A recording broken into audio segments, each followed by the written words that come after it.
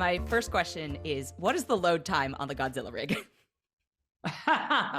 I'm not sure, honestly. Like, it's been a really long time since I touched it.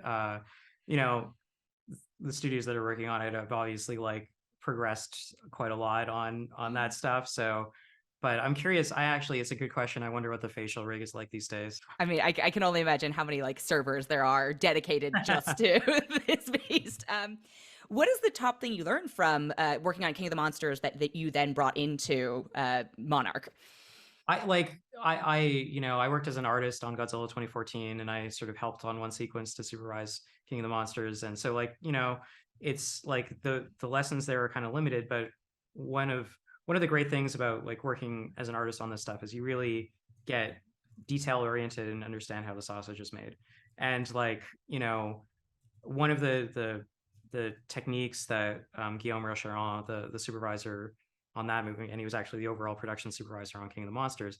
One of the things that he used to use on Godzilla 2014 was this thing that he called, funnily enough, the iPhone test of shrink the image down so that it's like the size of your phone on the screen, and then watch it a few times, and then can you tell what the shot is about? Like, can you tell this is Godzilla falling through a building, whatever?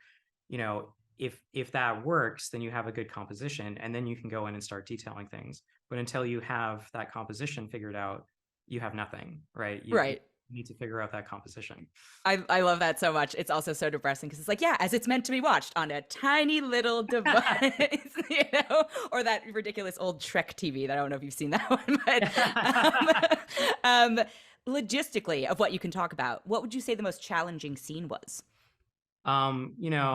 The most challenging scene to film, and what the most challenging scene to like execute from a technical point of view, or they're very different things. Like the opening episode, the opening scene of the opening episode was this whole you know the way that this thing was scripted was originally like you know completely different. And we were scouting Hawaii, and we were looking for all these places, and it was like, oh, we're gonna have to take piece here and do this and put this here and like spread this across 3 shoot days, and then put blue screens everywhere. And then suddenly we were like, we're gonna be flying to Hawaii and going to these beautiful locations and shooting into a blue screen. That's stupid.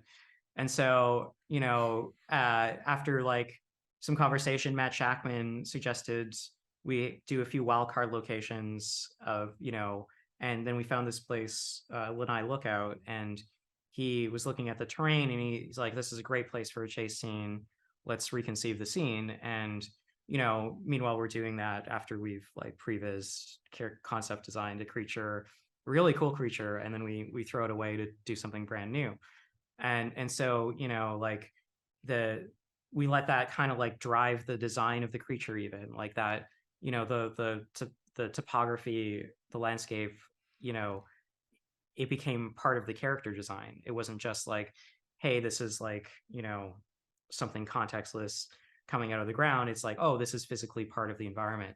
But that was really challenging. The location was challenging, like, crazy winds, and, like you're right next to a cliff, next to the ocean, limited ability to bring equipment down. So it was a really technically difficult scene to shoot.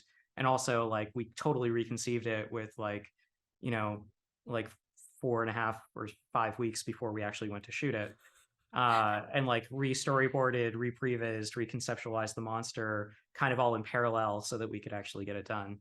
I mean, that is wild, but hey, at least trip to Hawaii out of it, right? Yeah, yeah. No, that is my time. Thank you so much. Congrats on the series.